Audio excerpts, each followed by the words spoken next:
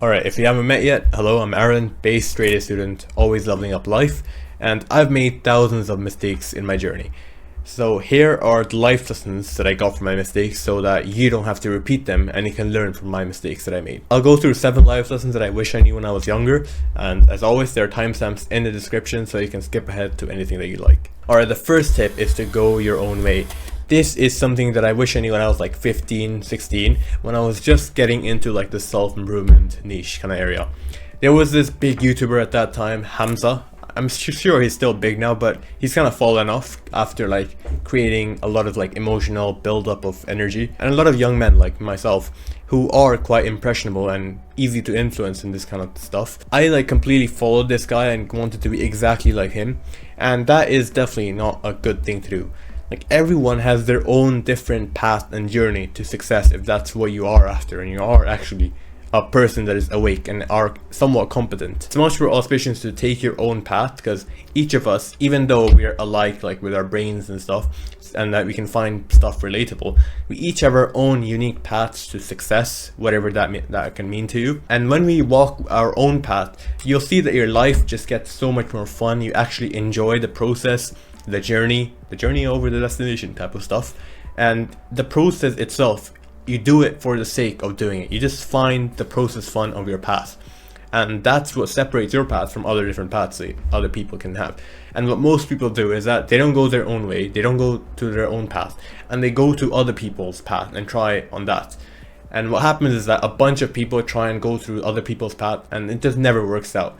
Maybe it does to a little bit, but even if it does, I'm telling you right now, they're just gonna lose it. So it's much better that you go through your own like genuine, authentic path that you actually like doing, and not to like think about the results and instead think about the process. Because if you actually enjoy and stick with the process for long enough, then the results will take care of itself. You know, like fuck the results, who actually cares? Like the process itself, and this can seem pretty sloppy and kind of like, you know, feel good stuff, but the journey is much better than the destination. Even though you might be all about like the results and stuff, yeah sure, but the process, make sure you do actually genuinely enjoy and find the process fun, because then you know that you're going your own way. The second lesson is that you're not behind. To this day, right, I still feel like some kinds of inadequacy, which is really common in young men. Like we have a tendency to feel inadequate and we like feel behind in life compared to like the 20-year-olds who are much ahead. And that is like usually what leads us on to like stuff like self-improvement and improving yourself, which is great and all. And so most creators online try and sell on this like inadequacy that we feel as young men, and like they sell their own products and stuff, which is cool and all. It's business, you know, we like the game. And all this like self-improvement stuff, you should do it not because you feel behind in life or that you feel inadequate and insecure, but because it's genuinely like a lifelong like enjoyable process. And like if you're gonna live life, why not live life to the highest quality that it can offer for you personally? So you're not behind. One thing that I've learned to judge like how if you're actually behind or not, because you can get complacent with this, and so that's the complete opposite of this. Don't get complacent. One thing that I've used to judge this for myself is that I start counting from the days, from the year that I actually started with all this kind of stuff. I mean, before this age, I was like kind of like sleeping through life. I mean, I wasn't really awake and wasn't really aware of my, you know, surroundings, and it just felt like at 15, like around like my 15th birthday, that's when like everything like, you know, I actually like woke up, and that's when my life like really started. And some people who are like millionaires in like 20s or whatever, they started really early, most of them, right, at like 11, 12 or something crazy like that. And that's why they've had the years of compounding to take effect. Meanwhile, most other people started all this stuff later in life, and so it takes from the moment that they started the appropriate time. And we will all win in due time. We will all win in like the appropriate time in our way. We will win like what we think is a win, and not what is like deemed in society as a win, if that makes sense. The third thing is that growth comes from discomfort and not just habits, right? Habits are good, right? We want to be, let's say you want to improve your speaking skills. It can be really favorable to set a habit of you want to be speaking to, I don't know, a camera for 30 minutes a day. You want to be speaking to your friend or leading a conversation or storytelling for an hour a day, whatever. It's a really good habit.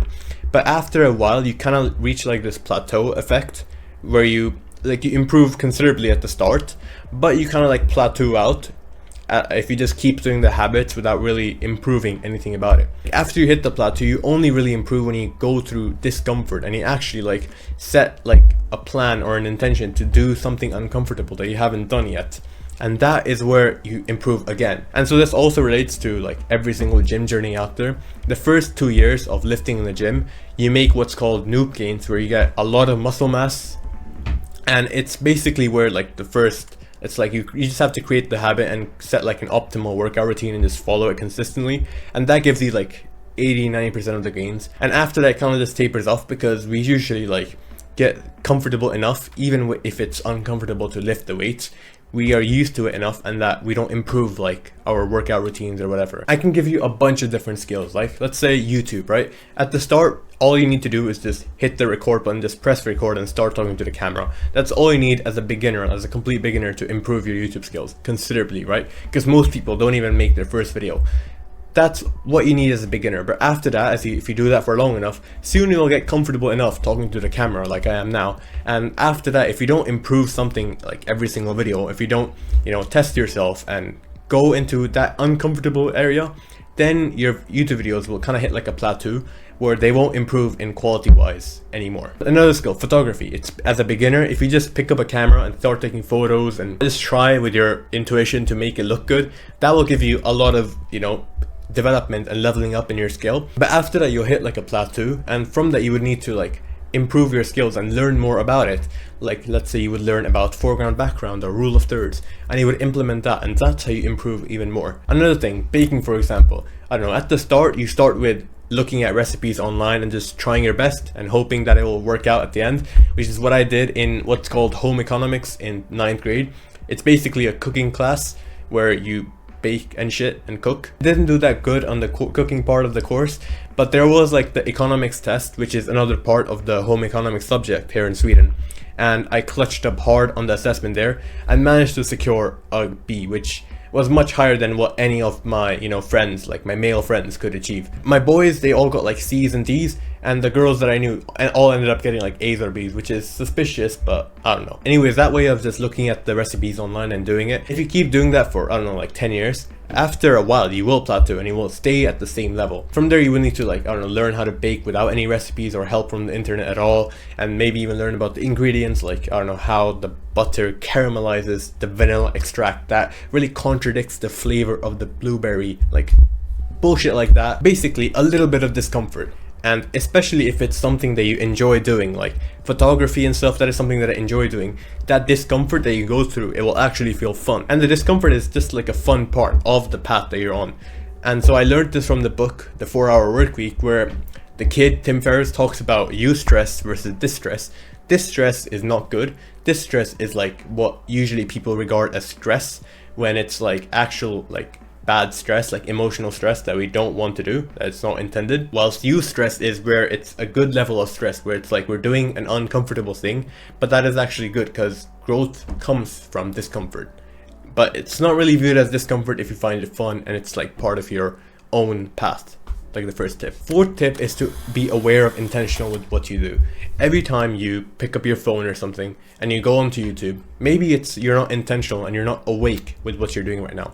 You just mindlessly open your phone, go onto YouTube and start scrolling on shorts or whatever. You open up TikTok and start scrolling without any real intention. And that wastes a bunch of time, and you basically want to be, awake and aware of your actions and what you're thinking of and what you're doing every single moment. Like you can put this up on your wall if you want. I have like a sticky note there where it says this. You want to be reminding yourself that you're awake, that you know clearly what you're doing, why you're doing it, and why you're doing it in this manner specifically. So right now you're watching me talk about some life lessons that I wish I knew earlier. Why are you watching me talk about these life lessons? And why are you doing this in this manner specifically? Maybe you're watching me with some shit posture right now. Maybe you have me on like 1x speed when you could be doing it at 1.5x and get the results, get the information much quicker. It's some productivity technique that I use. So it's just to be like aware and intentional in life. The fifth lesson is to not let age be a limiting constraint. A constraint is basically like a limiting factor. It's like a bottleneck where, let's say this is a really common example. Let's say you're studying for an exam, you know everything in the exam, but you don't know one key essential thing.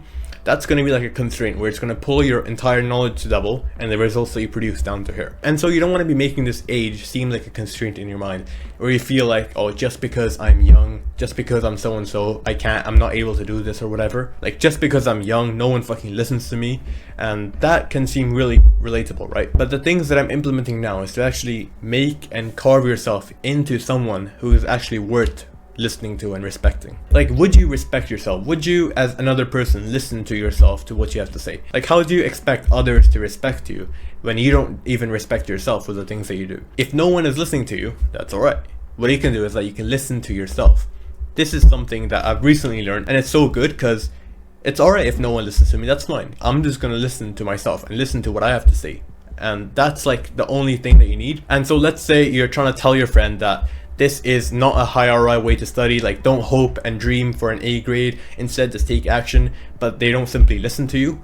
What you can do is that you can listen to yourself and take the advice that you're giving out yourself and implementing yourself, and let like the results speak for itself, if that makes sense. Also, by teaching others, you learn the concepts that you're teaching yourself and it fortifies them in your own mind, so it's a really good thing to do. The sixth lesson is to start learning and developing outside of the like school educational system. This I started doing since around the time I became 15 years old, and it's simply to not only study like the script and like the educational system, and also learn stuff and develop outside of that. And so you've probably heard the stuff about like escaping the matrix and what Andrew Tate promotes, and you basically want to be learning and developing through reading books or watching courses, videos, whatever, outside of the educational system, and get some real world knowledge. And the seventh life lesson, which I wish I knew when I was around 15 and a half, was to not neglect your studies for escaping the matrix or whatever. Like most young people, when they first like learn about the matrix and like red pill and the harsh truths and stuff, they get all excited and they completely ditch their studies and go on to making like a business or whatever. But why are you limiting yourself? Like most people, when they do that, they completely screw their studies over and forget about their studies and only do the matrix. So they're putting all their eggs in one basket. Like if this business doesn't work out, then they get a shit degree, get a shit job, and it's just a hard life, you know? Why limit yourself like that when you can simply still do the studies and get good grades, whilst on top of that doing like a business or escaping the matrix on the side? And I would recommend to not say fuck you to your studies and actually, you know, take it seriously, just as you do your escaping the matrix stuff or whatever, and not be like brainwashed by people like Tate. Like make studies as effective as possible so that you get the most value for the time that you put in, and you can do really good on that, as well as having enough time to doing whatever endeavors you're doing on the side. If you found this valuable, bro, do drop a follow on Insta at Aaron08x, link down below. And by the way, do subscribe too. I see so many people not subscribed, and just a gentle reminder, make sure you do subscribe. Anyways, if you want like a right approach to get ahead of 99% of students using the studies realm, the self-improvement realm, and the unscripted realm, then you can click here where I talk a lot more about that. Many people have told me that it's a really good video, so thank you for that, by the way. And as always, your potential is only limited by your intention. Take care, bro.